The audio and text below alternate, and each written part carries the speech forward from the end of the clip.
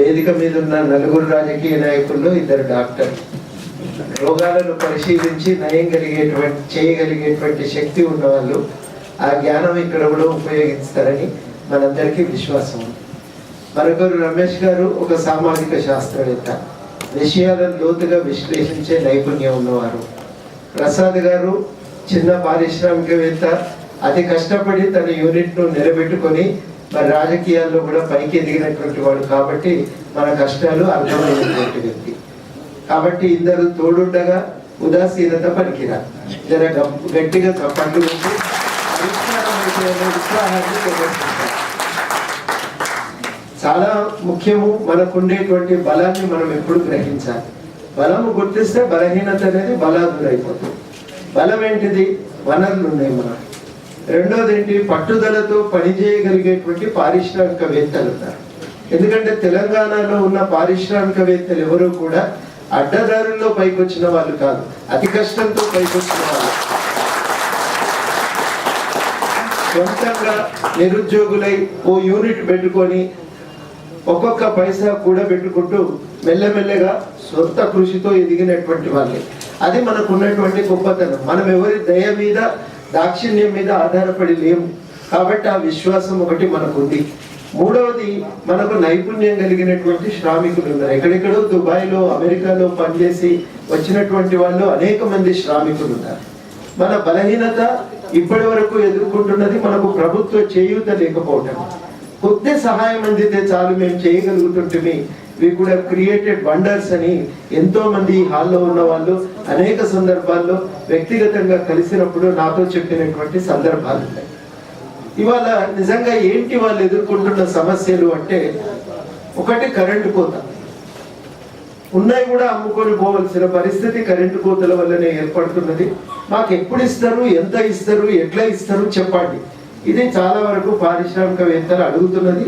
తప్పకుండా రేపు తెలంగాణలో మన ప్రయారిటీ లిస్ట్ లో మొట్టమొదటిగా ఉండవలసినటువంటి అంశం. కనుక తప్పకుండా అన్ని పార్టీలు కూడా ఈ కరెంటు కోతలు లేకుండా నాణ్యమైన కరెంటు అందజేయడానికి ఒక ప్రయత్నం చేయవలసి ఉంటుంది. ఇక రెండవది, చాలా మంది పారిశ్రామికవేత్తలకు భూమి ఇస్తలేవు. ఫ్యాక్టరీ పెట్టకపోయినా భూమి చాలా మందికి దొరుకుతుంటే, ఫ్యాక్టరీ ఉండి నడిపిస్తుంటే మాకెందుకు భూమి దొరకదు అని చాలా మంది అడుగుతున్నారు. ఇక ముఖ్యంగా మైక్రో ఇండస్ట్రియలిస్టులు అడిగితే 500 గజాలు చాలు సార్, పోనీ 300 ఇచ్చినా అడ్జస్ట్ చేసుకుంటాం సార్ అనే వాళ్ళు కూడా ఇక్కడ చాలా మంది ఉన్నారు. అంటే ఒక ఎకరము, ఒక 500 ఎకరాలు మీరు ఒక పెద్ద కంపెనీకి ఇచ్చి నిరుపయోగంగా దాన్ని ఉంచే బదులు అదే 500 ఎకరాలు ఒక 2-3 వేల మంది చిన్న పారిశ్రామికవేత్తలను అకామిడేట్ చేయొచ్చు. కష్టము కాదు, సాధ్యం. ఇది రెండవది. మూడవది, ఆర్థిక సాయం అందకపోవటం.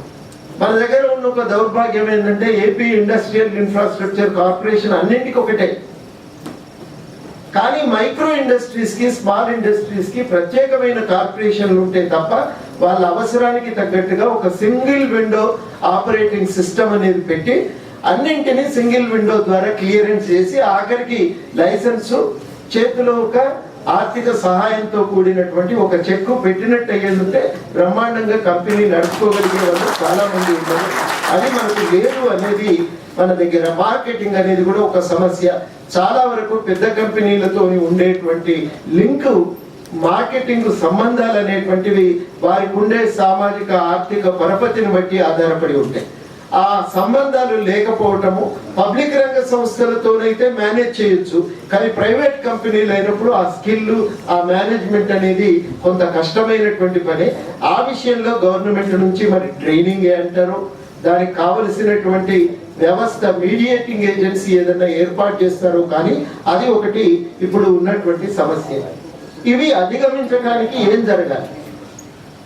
గీతారెడ్డి గారు ఉన్నారు కాబట్టి, అందరికంటే తెలంగాణలో సీనియర్ నాయకులు, అనుభవజ్ఞులైన ఇతర నాయకులు ఉన్నారు కాబట్టి, మేడం ఒక 2-3 విషయాలు మాత్రం చాలా ఇంపార్టెంట్. తక్షణం జరగవలసింది, మేము ఉన్నవి ఇవి అడ్రస్ చేస్తామనే కాన్ఫిడెన్స్ ఇవ్వాలి. అది తక్షణం ఇవాళ తెలంగాణ రాజకీయ నాయకత్వం నుంచి తెలంగాణ సమాజం కోరుకుంటున్నది. మేమున్నాం, మీరు ఏమీ విషయంలో దిగులు అవసరం లేదు, మేము ఖచ్చితంగా ముందుకు నడిపిస్తాం. ఈ తెలంగాణను ప్రపంచంలో ఎక్కడా లేని విధంగా దీన్ని భారతదేశంలో అన్ని రాష్ట్రాలను తలదన్నే విధంగా మేము అభివృద్ధి చేయగలుగుతామనేటువంటి ఒక కాన్ఫిడెన్స్ మీ అందరి నుంచి కూడా ఇలా సమాజం కోరుకుంటున్నది. రెండవది, మనం ఎదుర్కొంటున్న సమస్య ఏంటంటే ఢిల్లీలో మైండ్ సెట్. చాలా మంది అధికారులు ఏమనుకుంటున్నారంటే ఆంధ్రను దోచి ఏదో తెలంగాణ ఇచ్చినాం, నష్టపోయింది ఆంధ్ర కానీ తెలంగాణ కాదు అని. నష్టపోయినాం కాబట్టే ప్రత్యేక రాష్ట్రం అడిగినాం. ఈ ఇంతవరకు అనుభవించినటువంటి సమస్యలకు పరిష్కారంగా ప్రత్యేక సహాయం మనకు కావాలి కానీ మన వల్ల వాళ్ళు నష్టపోయినట్టుగా భావించి వాళ్ళకు మాత్రమే సరే మేము పదే పదే చెప్పింది. నిన్న కూడా మేము జయరాం రమేష్ గారికి చెప్పింది 2 విషయాలు. మొదటిది, మేము ప్రాంతాలుగా విడిపోయినా ప్రజలుగా కలిసిందామనే ఆలోచనతో ఉన్నాం. 2, ఆంధ్రాకి అన్యాయం జరగాలని మేము ఎప్పుడు కోరుకోలేదు. వాళ్ళ వనరులు మాకు కావాలని కూడా మేము అనుకోలేదు. మా వనరులు మాకు దక్కితే చాలు అనేటువంటి ఆలోచనతో ఉన్నాము అనే మాట మేము తప్పకుండా వారికి చెప్పడం జరిగింది. నిజానికి నిన్న వారిని కలిసింది. ఇప్పుడు మనకు ఒక్కసారి మూలిగే నక్క మీద తాటిపండు అన్నట్టుగా ఈ స్పెషల్ వాళ్ళకు ప్యాకేజ్ ఆంధ్రాకి ఇస్తున్నారు. అది ఇస్తే ఇక మేము బతకలేమనేటువంటి మాట నాకు హైదరాబాద్ నుంచి ఖమ్మం దాకా ఎక్కడ వెళ్ళినా ఈ మాట ప్రతి దగ్గర దుకాణదారుల నుంచి, వ్యాపారస్తుల నుంచి, అదే విధంగా పారిశ్రామికవేత్తల నుంచి కూడా ఈ భయం ఒకటి బాగా వ్యక్తం అవుతుంది. మేము నిన్న జయరాం రమేష్ గారిని కలిసింది 2 విషయాల్లో. మొదటిది ఇది, మీకు ఏంటి విషయాలంటే మొదటిది ఇదే. మరి ఇట్లా జరిగితే తెలంగాణ డీఇండస్ట్రియలైజ్ అయిపోతుంది. ఉన్నవే తక్కువ హైదరాబాద్ చుట్టూ, అవి కూడా తెలంగాణలో ఉన్నవి కొద్దిపాటి మాత్రమే. మరి అవి కూడా డీఇండస్ట్రియలైజ్ అయిపోతే ఇక తెలంగాణలో ఉపాధి సౌకర్యం ఏం కలుగుతుంది కొత్తగా అనే మాట వారికి చెప్తే లేదు సమానంగానే కల్పిస్తామని అన్నారు. కానీ అది ఆచరణలో అయిందా లేదా అని మనం కొత్తదాకా చూసుకోవాల్సిన అవసరం ఉన్నది. పెద్దలు ఉన్నారు కాబట్టి తప్పకుండా ఈ విషయాన్ని పర్స్యూ చేయవలసినటువంటి అవసరం ఉంది. సరే, మేము కలిసిన 2వ విషయం ఏంటంటే ఇప్పటికే మమ్మల్ని ఆదివాసీల్ని విడదీస్తూ కొన్ని ముంపు గ్రామాలను ఆంధ్రకు ముంపు పేరిట ఆంధ్రకు తరలించారు. ఇంకా తరలించాలి ఆలోచన చేస్తున్నట్టుగా విన్నాం. ఇది అన్యాయము. తెలంగాణ ఇస్తూ ఈ ప్రాంతంలో విభేదాలు సృష్టించినటువంటి వాళ్ళు అవుతారు. ఈ పని చేయకండి నిన్న మేము విజ్ఞప్తి చేసినాం. మా శక్తి చాలుతుందని మేము అనుకోవటం లేదు. మొత్తం అన్ని పార్టీలు కూడా దీన్ని పార్టీలకు అతీతంగా రాజకీయాలను పక్కన పెట్టి ఒక్క వేదిక మీదకి వచ్చి ఇంక ఇది జరగటానికి వీల్లేదు. ఇంకా ప్రెసిడెంట్ సంతకమే కాలేదు, అప్పటికే ఇంకా ఆర్డినెన్స్ తేవాలి, సవరించాలి అనే ప్రయత్నం చేస్తే ఆదివాసీ సమాజం కూడా మనల్ని క్షమించదు. మనం నిరంతరం ఈ మచ్చతో మనం వాళ్ళని ఎదుర్కోలేని పరిస్థితి కూడా ఏర్పడుతుంది. ఇది రాజకీయంగా, సామాజికంగా చాలా దీర్ఘకాలికంగా నష్టాలను తెచ్చేటువంటి అంశం. ఈ తరలింపు జరగకూడదనేటువంటి మాట కూడా మేము చెప్పటం జరిగింది. సరే, అట్లాగా ఉండగా ఆఖరి 2-3 విషయాలు చెప్పి నేను ముగిస్తా. అందులో ముఖ్యమైనటువంటిది, సరే ఇంతకు ముందే చెప్పినట్టు మనకు ప్రత్యేకంగా ఫ్యాక్టరీలు నెలకొల్పటానికి భూమి అనేది చాలా అవసరమని నేను భావిస్తా ఉన్నా. ఇంకొకటి, ప్రత్యేకమైన ఇన్స్టిట్యూషన్స్ నిర్మాణం జరగాలి. ఇంతకు ముందే చెప్పినారు మాకు బ్యాంకు ఏర్పాటు చేయాలి అని చెప్పి. అదే ఇట్లాంటివి చాలా ఆలోచనలు ఉన్నాయి. ఇప్పుడు ఉన్నటువంటి వ్యవస్థలను సమగ్రంగా పరిశీలన చేసి తక్షణము పునర్వ్యవస్థీకరించవలసిన అవసరం ఉన్నది. మైక్రో ఇండస్ట్రీస్ వాటి పరిరక్షణ కోసం మనం ప్రత్యేక చర్యలు తీసుకోవాల్సినటువంటి అవసరము ఉంది అని ఈ సందర్భంగా చెప్పదలిచిన. ఇంకొక మంచి సూచన, మేము మొన్న చెర్లపల్లి పోయినప్పుడు పారిశ్రామికవేత్తలు చెప్పింది ఏమంటే ప్రతి పారిశ్రామిక వాడను కూడా స్వయం పోషకంగా తయారు చేయాలి. అంటే ఒక పారిశ్రామిక వాడ ఉంటే దాన్ని ఆనుకొని మీరు ఒక చిన్న కాలనీ, అక్కడనే ఓ స్కూలు, అక్కడనే ఓ హాస్పిటల్ ఉంటే వాళ్ళకు ట్రావెలింగ్ ఇది సౌకర్యంగా ఉంటది, వాళ్ళు ఉండి పని చేయగలుగుతారు వర్కర్స్. కనుక ఇండస్ట్రియల్ ఏరియా అంటే కేవలం ఇండస్ట్రీస్ ఉండేటువంటి వాడగానే కాక దాన్ని ఆనుకొని కాలనీస్ కూడా డెవలప్ చేస్తే బాగుంటుంది అనేది ఒక సూచన. ఆఖరి సూచన ఏంటంటే, ఇది నేను కొత్తగా ఇన్వెంట్ చేసినటువంటి విషయం కూడా కాదు. లేబర్ కమిషన్ వారు ఒక మాట ఏమన్నారంటే, ఎక్కడ పరిశ్రమ ఉంటే అక్కడి వాళ్ళకి ఉద్యోగాలు ఇస్తే ఆ కంపెనీలకు మరింత సామాజికమైనటువంటి పునాది ఏర్పడుతుంది. దాన్ని ఆ స్థానికులే దాన్ని పరిరక్షించుకునే ఒక ప్రయత్నం కూడా చేస్తారు. అది అవసరము. కాబట్టి కంపెనీల్లో స్థానికులకే ఉద్యోగ అవకాశాలు కల్పించాలని హిమాచల్ ప్రదేశ్లో ఉంది, చాలా రాష్ట్రాల్లో, ఉత్తరాంచల్లో ఉంది, కాబట్టి చాలా రాష్ట్రాల్లో ఉంది. మన దగ్గర కూడా అమలు చేయాలని కోరుతున్నా. ఒకటి మనం మాత్రం గుర్తుపెట్టుకోవాలి, మన దగ్గర నైపుణ్యం తక్కువ లేదు, కొట్లాడగలిగేటువంటి శక్తి ఉన్న వాళ్ళు తక్కువ లేదు. మొన్న ఆంధ్ర ప్రాంతం ప్రత్యేక రాష్ట్రం పైన నిర్ణయం తీసుకున్నాక ఆంధ్ర ప్రాంతంలో అందరూ కూడా వాళ్ళు భావించింది ఏంటంటే మా దగ్గర అన్ని ఉన్నాయి కానీ ఒక్కటి లేదు. అదేంటంటే నాయకత్వం లేదు, చిత్తశుద్ధితో పనిచేయగలిగే నాయకత్వం లేదు. తెలంగాణలో చిత్తశుద్ధితో పనిచేయగలిగే నాయకత్వం ఉంది కాబట్టి తెలంగాణ సాధించలేదు.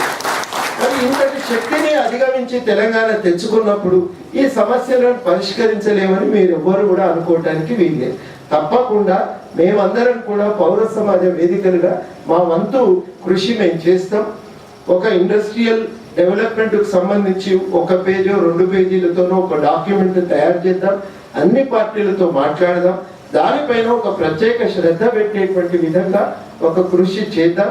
ఇవన్నింటినీ మనం సాధించుకుందాం. ఢిల్లీలో కూడా మనకు పరపతి తక్కువ ఉన్న నాయకులు ఏం లేరు. కాకపోతే ఏంటంటే ఇంతవరకు మరి ఆంధ్ర నాయకుల చాటున వీళ్ళ శక్తి బయటపడలేదు. నేను అనుకుంటా ఆంజనేయుడు శక్తిని గుర్తించినట్టు మన వాళ్ళు కూడా గుర్తించలేకపోయినరు, ప్రదర్శించలేకపోయినరు. ఇప్పుడు ఆ శక్తిని పూర్తిగా ప్రదర్శించి తప్పనిసరిగా ఈ ప్రాంత వికాసానికి వాళ్ళు తోడ్పడాలి. మొట్టమొదటి ఈ దశలో అత్యధిక బాధ్యత రాజకీయ నాయకత్వం పైన ఉంది. ఎటువంటి అన్యాయాలు జరగకుండా ఫర్దర్ గా ఆర్డినెన్స్ల రూపేణ అది మీరు చూడాలి. 2 తక్షణం ఒక ఊరట అనేది మనం అయినాం, ఇంకా ఇప్పటి నుంచి ముందుకు పోతామనేటువంటి ఒక విశ్వాసం. 3 ఢిల్లీలో ఉన్న ఈ మైండ్ సెట్ ను మార్చి తెలంగాణ వికాసం ప్రత్యేకంగా జరిగేటట్టు చూడాలి. వేదిక మీద ఉన్న రాజకీయ నాయకులు ఇలా ఎవ్వరు కూడా శక్తి కూడా తక్కువది కాదు. ఈ నలుగురు కనుక పూనుకొని కదిలితే అందరినీ కదిలించగలుగుతారు, మనకు న్యాయం చేయగలుగుతారు. ఆ విశ్వాసం నాకున్నది, మీకు కూడా ఉన్నదనే నేను ఖచ్చితంగా నమ్ముతున్నాను. కాబట్టి మరి వాళ్ళు కదలాలని, కదులుతారని నమ్మకం ఉన్నది కానీ మనం చెప్పాలి కదా, మీరు అడిగిరా అంటారు డయాస్ మీద. అందుకని మేము కూడా మిమ్మల్ని ప్రత్యేకంగా కోరుతున్నాం. తప్పనిసరిగా మా ఈ సమస్యలన్నింటినీ పరిష్కరించాలని కోరుతున్నాం. వీటికి విస్తృతమైన ప్రచారం ఇవ్వటంలోనూ, వీటిని అన్ని పార్టీల దగ్గరికి తీసుకుపోవటంలోనూ ఈ ఇండస్ట్రియల్ తెలంగాణ ఇండస్ట్రియలిస్ట్ ఫెడరేషన్ వారితోని మేము సదా వారికి సహకారం అందిస్తాం. ఆఖరిగా మేము పోరాటం చేస్తున్నప్పుడు అనేక సందర్భాల్లో వెంట ఉండి ఆదుకొని ఈ ఉద్యమాన్ని వెన్నంటి ముందుకు నడిపించినందుకు మీ అందరికీ ఈ సందర్భంగా ప్రత్యేకంగా కృతజ్ఞతలు.